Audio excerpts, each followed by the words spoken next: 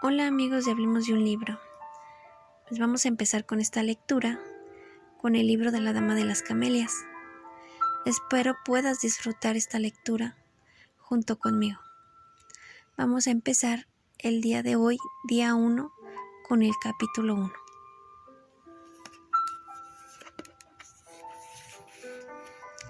La Dama de las Camelias, de Alejandro Dumas. Y dice así: Mi opinión es que no se pueden crear personajes hasta haber estudiado mucho a los hombres. Lo mismo que no se puede hablar una lengua sin la condición de haberla aprendido seriamente. No teniendo, pues, aún la edad en que se inventa, me contento con relatar. Invito al lector a que se convenza de la realidad de esta historia, cuyos personajes, a excepción de la heroína, viven todavía. Además, hay en París testigos de la mayoría de los hechos que recojo aquí, y que podrían confirmarlos si mi testimonio no fuera suficiente. Por una circunstancia particular, solo yo podía escribirlos, pues solo yo he sido el último confidente de los últimos detalles, sin los cuales hubiese sido imposible hacer un relato interesante y completo. Así pues, ved cómo esos detalles fueron conocidos el 12 del mes de marzo de 1847. Leí en la calle Lafitte un gran anuncio amarillo, anunciando una subasta de muebles y de ricos objetos curiosos. Esta venta tenía lugar por defunción. El anuncio no nombraba a la persona muerta, pero la subasta debía efectuarse en la calle de Anit, número 9, el día 16, desde las 12 hasta las 5 de la tarde.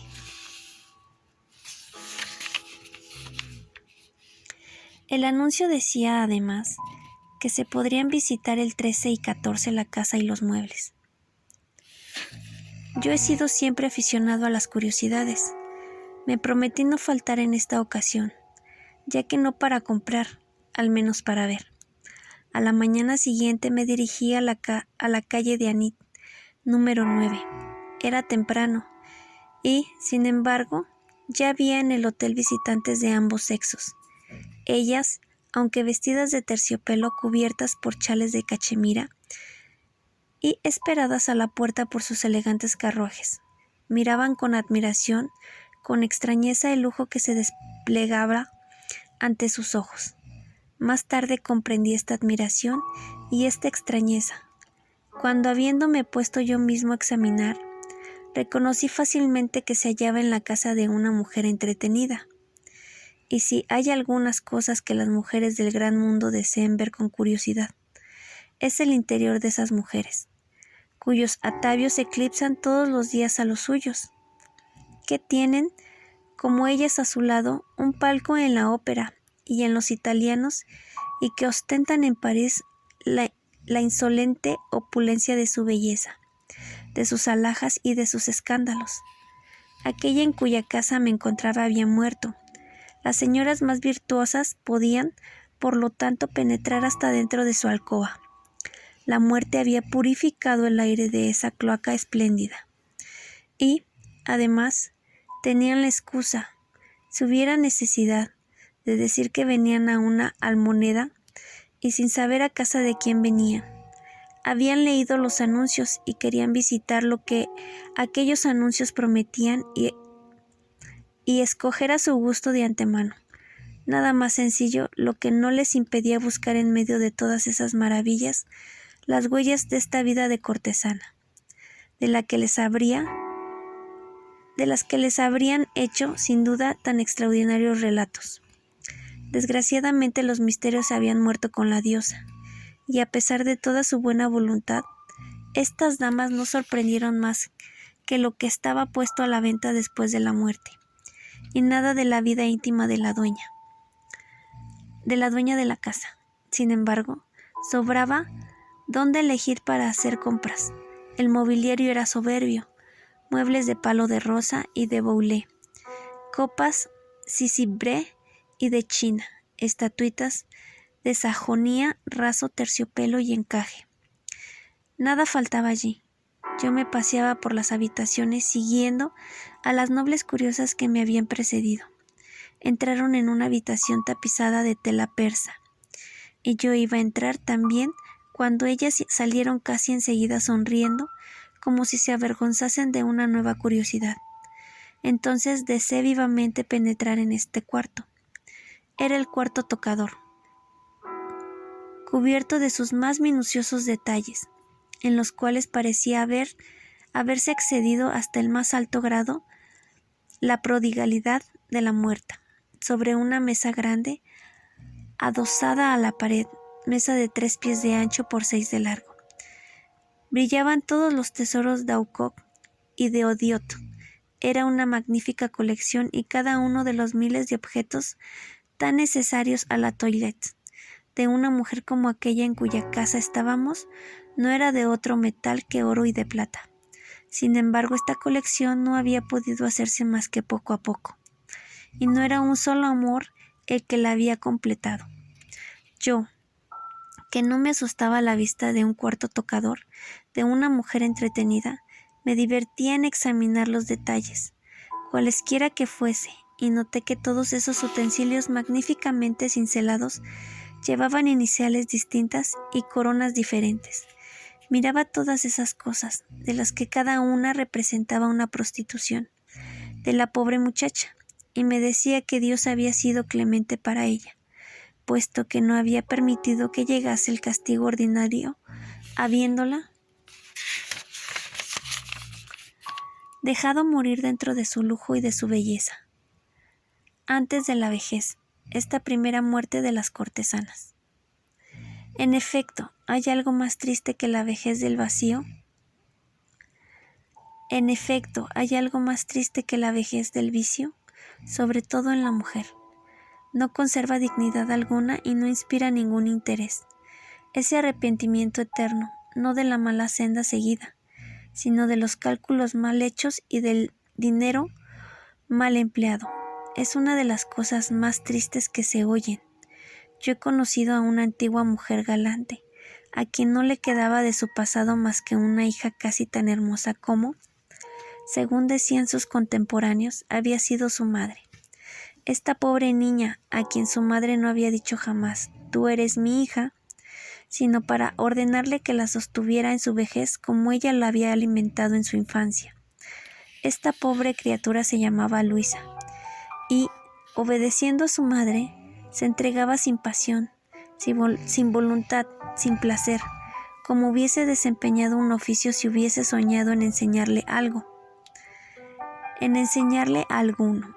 La vista continuada del libertinaje, un libertinaje precoz, alimentado por el estado continuamente delicado de esta muchacha, había extinguido en ella la inteligencia del mal y del bien, que Dios le había dado quizá, pero ¿por qué no le había ocurrido a nadie desarrollar? Me acordaré siempre de esta muchacha que pasaba por los bulevares casi todos los días a la misma hora. Su madre la acompañaba sin cesar, tan asiduamente como una buena madre hubiese acompañado a su verdadera hija. Yo era bien joven entonces y dispuesto a aceptar para mí la fácil moral de mi siglo. A pesar de ello, recuerdo la vista de esa vigilancia escandalosa, me inspiraba desprecio y disgusto. Únase a esto que jamás rastros de virgen alguno tuvo una expresión tan inocente ni un sufrimiento tan melancólico. Se hubiese dicho de ella que era la estatua de la resignación. Un día el semblante de esta joven se iluminó en medio del libertinaje de que su madre llevaba la dirección. Le pareció a la pecadora que Dios le permitía alguna felicidad, y después de todo, ¿por qué Dios, que le había hecho débil, la iba a dejar sin consuelo bajo el peso doloroso de su vida? Un día, pues se apercibió que estaba encinta, y lo que había de casto en ella se estremeció de alegría. El alma tiene extraños rincones. Luisa corrió a anunciar a su madre esta noticia que la llenaba de alegría. Es vergonzoso decir, aunque no tratamos aquí de la inmoralidad a placer, sino contamos un hecho real, que haríamos mejor en callar si no creyéramos que es necesario de tiempo en tiempo revelar los martirios de esos seres a los que se condenan sin oírlos y a quienes se desprecian sin juzgarlos. Es vergonzoso, decíamos, pero la madre respondió a su hija que aquella no tenía demasiado para 2 y que no tendría bastante para 3, que semejantes hijos son inútiles y que un embarazo es un tiempo perdido.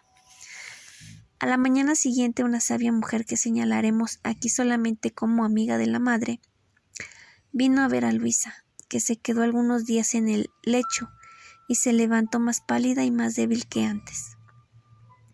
3 meses después un hombre se apiadó de ella y emprendió su curación moral y física, pero la última sacudida ha sido muy fuerte y Luisa murió de las consecuencias del aborto. La madre vivió aún. ¿Cómo? Dios sabe. Esta historia me vino a la imaginación mientras contemplaba los juegos de tocador de plata, y algún tiempo debí de invertir, a lo que me parece, en estas reflexiones, pues no quedaba nadie en el hotel más que yo y un guardián, que desde la puerta observaba con atención si yo no robaba nada. Me acerqué a este buen hombre, a quien yo inspiraba tan serias inquietudes. Buen hombre, ¿podría usted decirme el nombre de la persona que vivía aquí? La señorita Margarita Gautier. Yo conocí a esa mujer de nombre y de vista. ¿Cómo? Le dije al guardián. ¿Margarita Gautier ha muerto? Sí, señor. ¿Y cuándo? Creo que hace 3 semanas. ¿Y por qué dejan visitar el piso? Los acreedores han pensado que esto haría aumentar la venta. Las personas pueden ver con antelación el efecto que hacen las telas y los muebles colocados. Usted comprende, y esto anima a que compre. ¿Tenía deudas? Oh, sí, señor, en cantidad, pero la almoneda los cubrirá, sin duda. Es demasía. ¿A quién irá el resto entonces? ¿A su familia? ¿Tenía familia? A lo que parece. Gracias, señor. El guardián, tranquilizado sobre mis intenciones, me saludó y salí. Pobre joven, me decía yo al volver a mi casa. He debido de morir bien tristemente, pues en su esfera no se tienen amigos más que a condición de estar sana. Y, a pesar mío, me apiadé de la suerte de Margarita Gautier. Esto tal vez pareciera ridículo a mucha gente, pero tengo una indulgencia inagotable para las cortesanas, y no me tomo el trabajo de discutir siquiera esta indulgencia. Un día, al ir a tomar un pasaporte a la prefectura, vi en una de las calles adyacentes una mujerzuela a la que llevaban 2 gendarmes. Ignoro qué habría hecho esta mujer. Todo lo que yo puedo decir es que lloraba con lágrimas ardientes, abrazando a un niño de algunos meses del que le separaban su arresto. Desde ese día ya no he sabido despreciar una mujer a primera vista. Bueno, pues les dejo el primer capítulo del libro de las Damas de las Camelias. Espero les esté gustando la lectura. Me pongo todavía un poquito nerviosa al leer, pero vamos a dejar que fluya la lectura y espero lo estén disfrutando. Coméntame qué te está pareciendo, si te gusta este libro, si ya lo leíste, y si no, pues quédate conmigo a leerlo. Y suscríbete aquí a mi canal de Hablemos de un libro.